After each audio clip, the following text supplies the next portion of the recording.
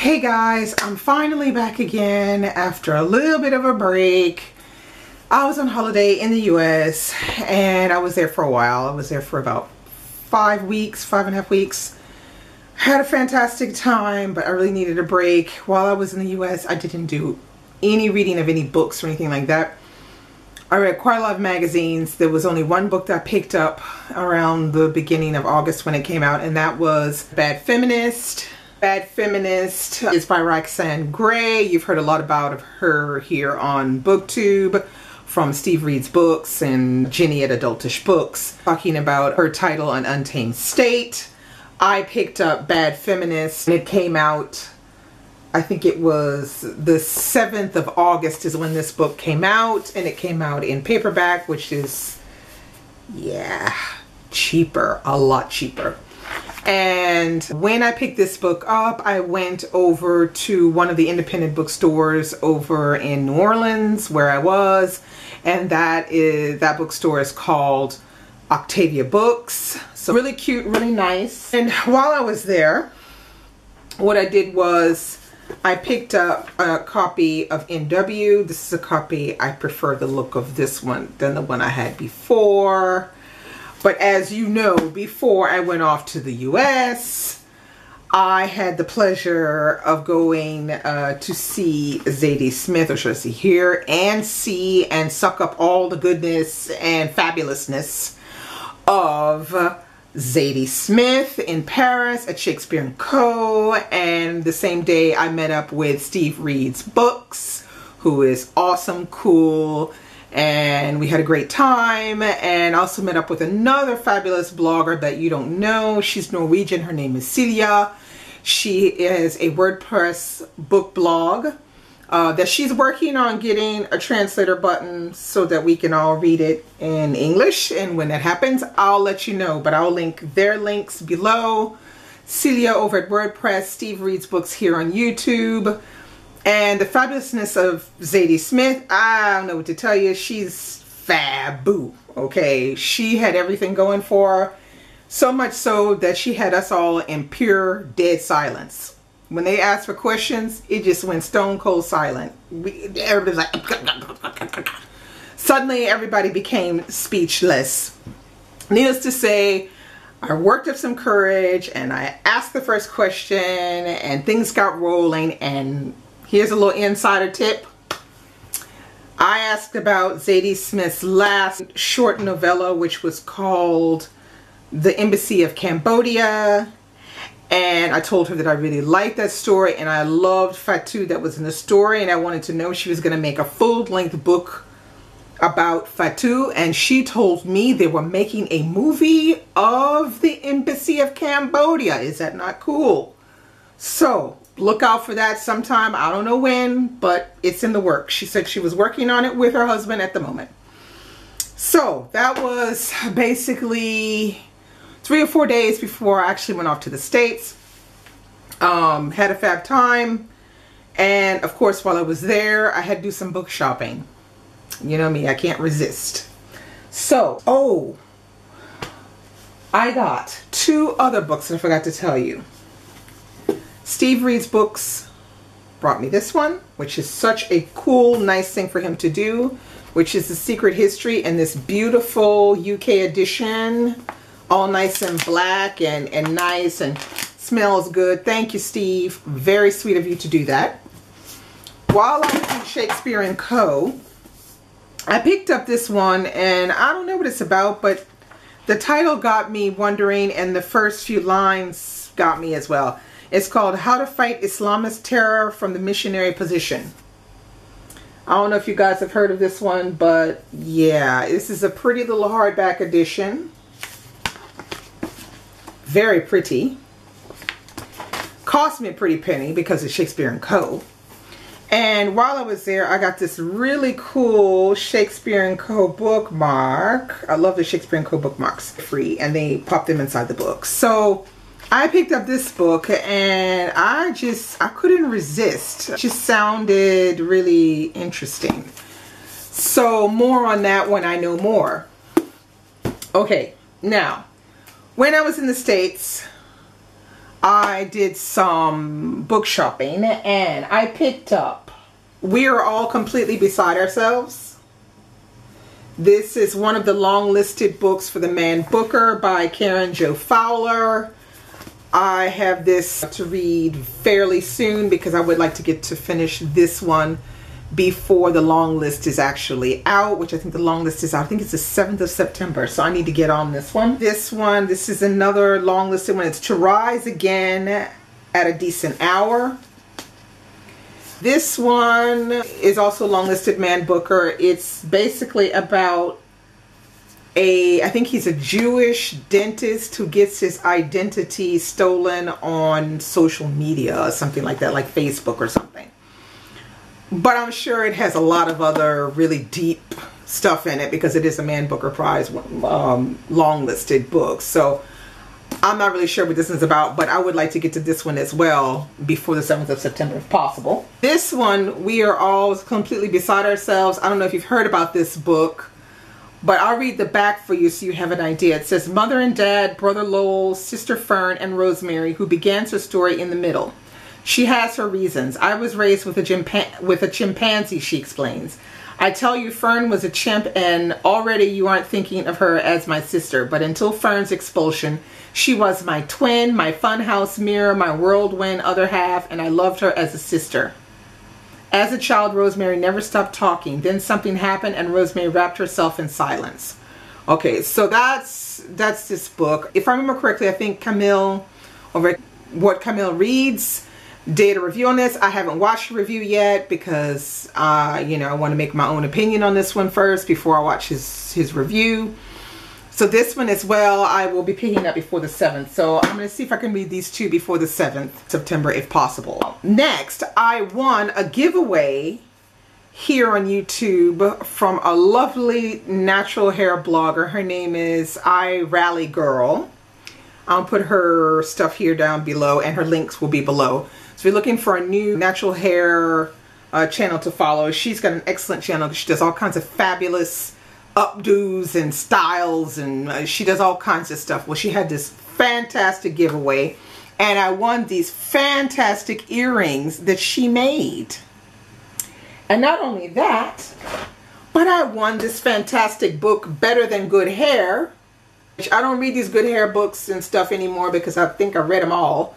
But I hadn't read this one and I got it, and I'm so happy I got it because I would like to review this one because this is the famous Nikki Walton, you know, from, you know, the curlynikki.com, you know, website.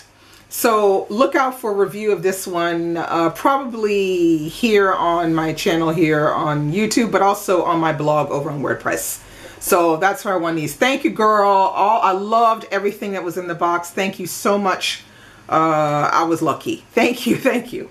While I was in the States, I went to Barnes & Noble and I picked up this fantastic magazine, Maya Angelou. Okay, so this is the editors of Essence magazine that put this out. So it's not a hardcover, but you know, it's a very nice magazine, and basically you have all kinds of fantastic pictures of Maya Angelou that maybe haven't seen before. Like, look at this one. This one's fantastic. Yeah, so I was quite happy to get this. It's full of her quotes and, you know, bits and pieces about her life, and, you know, the cinema and the dancing that she's done, and, you know, the different actors and actresses and feminists and all kinds of people that, you know, she's been friends with or that she's worked with. So if you're, you know, looking for something like that, you should definitely go and pick this up. I'm sure they probably still have a few of these. It's going to be on display until September 19th, 2014. So you can probably still find them. I picked up White Oleander. Now I'll tell you whose fault this is. This is primarily Steve Read's Books' fault because he's been talking about White Oleander since forever, you know, like how great it is and I better read it. Everybody better read it. But not only that, I have a couple friends here where I live who have told me, what? You haven't read White Oleander? Get from underneath your rock, girl. So, Yeah, I had to pick it up. It was a good price, so I picked that one up. Okay, then I picked up the rest of these. So you had one where you buy 2 and you get 1 free is what it was. So I picked up 10th of December by George Saunders because I've heard a lot about it. People raving a lot about it, and you know, and it is on the 10 best books of the New York Times book review. So I said, okay, I'll give this a try because this is like a series of short stories. Yeah, that's all I know. It's a series of short stories. So I'm going to give that a try because I really need to read more short stories. Then I saw this. I picked it up, the Clare of the Sea Light, which is Edwige Danticat. So I picked that up because I like her. I've only read one of her books and I really would like to get in more. So I saw this one. I know this is one of her newer titles, so I picked this one up. So that meant the free one was this one, The Light in the Ruins by Chris Bohjalian. I think that's what it is. I'm not really sure. Now this one takes place in 1943 in the idyllic hills of Tuscany. I thought, why not give this a try? I haven't heard anything about this book. I just picked it up, read the back, and said, why not? It says 1943, tucked away in the idyllic hills of Tuscany, the Rosatis, an Italian family of noble lineage, believe that the walls of their ancient villa will keep them safe from the war raging across Europe. But when 2 soldiers, a German and Italian, arrive at their doorstep asking to see an ancient Etruscan burial site, the Rosatis' bucolic tranquility is shattered. 1955, Serafina Bettini, an investigator with the Florence Police Department, has successfully hidden her tragic scars from World War II, at least until she's assigned to a gruesome new case, a serial killer who is targeting the remaining members of the Rosati family one by one. Soon she will find herself digging into past secrets that will reveal a breathtaking story of moral paradox, human frailty, and the mysterious ways of the heart. Yeah, I thought it sounded good, so I picked that up. And then while I was there, I decided to pick up One Dead in Attic After Katrina. This is a book I could have read 3 years ago, but for some reason I wasn't in the mood. So basically, this is a collection of stories by Thomas Picayune, journalist. So Thomas Picayune is the name of the paper in New Orleans. His name is Chris Rose, and he's recounting the first harrowing year and a half of life in New Orleans after Hurricane Katrina. So I'm interested in learning more about, you know, the aftermath. I mean, I've heard quite a bit about it from my own family and friends, but I would like to hear it from a journalist's point of view, maybe through talking about other parts, neighborhoods in other parts of New Orleans that where I don't know people living, and to see what how a journalist is going to recount this kind of thing. So I decided to pick this one up. I hope to seriously get to this one before the end of the year. The next one I picked up, now the next 3 are for the book club. So, you know, you saw the list in June. So I picked up The 100-Foot Journey, which the movie is out at the moment in the States. It's not out at the moment here in France, so I'm not really sure about that. I also picked up The Light Between Oceans, which you all know what that's about. And I picked up the dreaded Love in the Time of Cholera. Eesh. Anyway, yes, I'm gonna reread it because it's been so long. I really don't remember it that well. So yeah. Anyway, so to end this off, the last 2 books that I bought were inside of the airport because I had a 6-hour layover in Charlotte International Airport, and that shit was long, and I will never do that again. So while I was there contemplating what to do, I had some extra money left over, so I said, okay. I went and I saw this one. I saw Fanny Flagg, The All-Girl Filling Station's Last Reunion. Basically, it says, Mrs. Suki Poole of Point Clear, Alabama has just married off the last of her daughters and is looking forward to relaxing with her husband, Earl. Suki Poole and Earl. You know that has to be a southern town. Anyway, then, quite by accident, Suki stumbles on a secret about her mother, the formidable Lenore Simmons Krakenberry. Where does she get these names from? A discovery that suddenly calls into question everything she ever thought she knew about herself. Suki begins a search for answers that take her to California, the Midwest, and back in time to the 1940s, when an irrepressible woman named Fritzie takes on the job of running her family's filling station. As Suki learns about the adventures of the girls at the all-girl filling station, she finds new inspiration for her own life. Fabulous, fun-filled, spanning generations, and centered on a little-known aspect of America's 20th century story, the all-girl filling station's last reunion is another irresistible novel by the remarkable Fannie Flagg. Okay, I haven't read anything by Fannie Flagg, but I saw this one, and I said, okay, why not? This sounds like southern, drippy, sipping mint juleps on veranda type book. Why not? It's not my favorite, but, you know, I said, why not? I'll try it. I'll try it. Gotta try some Fannie Flagg. And the next one is Mrs. Hemingway. Now, this one is by Naomi Wood. I haven't read any books by Naomi Wood, but basically, I picked this one up because one of my close blogger friends over on WordPress, Clare from Word by Word, told me I better read this one because it's really good and I'm gonna love it. So being that I trust Clare, I trust her implicitly because she's got excellent taste in books, especially about women. I said, okay, I saw it, I'm gonna pick it up. So it says, summer 1926, Ernest Hemingway and his wife Hadley take refuge from the blazing heat of Paris in a villa in the south of France. They swim and play bridge and drink gin with abandon. But wherever they go, they are accompanied by the glamorous and irresistible Fifi, or Fifi. I can't remember how they pronounce it. Fifi is Hadley's best friend. She is also Ernest's lover. Hadley is the first Mrs. Hemingway, but neither she nor Fifi will be the last.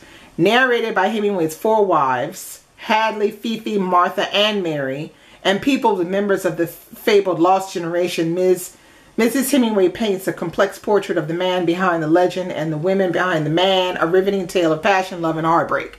Now, the thing is, when I saw the title of this, I thought, oh boy, here we go. The Paris wife all over again. When are we going to stop writing about, you know, old cad Hemingway and all his women? But since Claire said it was good, I'm going to give it a go. And I have been interested to read something by Naomi Wood. This edition is pretty good because this is a Penguin edition. And in the back, it has questions. Stuff about the author. It has a conversation with Naomi Wood. And it has questions like for a book club or something in the back. So this is kind of interesting the way it's done. So that is all I have for you today. I'm glad to be back watching some of your videos. Everybody, you know, is doing great videos as usual. It's good to chat with everyone and get back into the swing. I will be back soon with some reviews because I have some things to review that need to be reviewed. So look out for that. Yeah, and you know, I'm back at it now. So yeah, I'm not as jet lagged as I was last week. It's a lot better. And I have more time to read, and I want to read now. I mean, when I was on holiday, I just wanted to relax and read magazines. So I hope you guys are doing great. I hope your day is better than mine, because at the moment it is pouring down rain and completely covered. And why don't you drop me a line below and tell me what you're reading, or what you want to read, and what you think about, you know, if there's any new books, you know, that you think I should be looking at or whatever. And I'll be back soon. Bye-bye.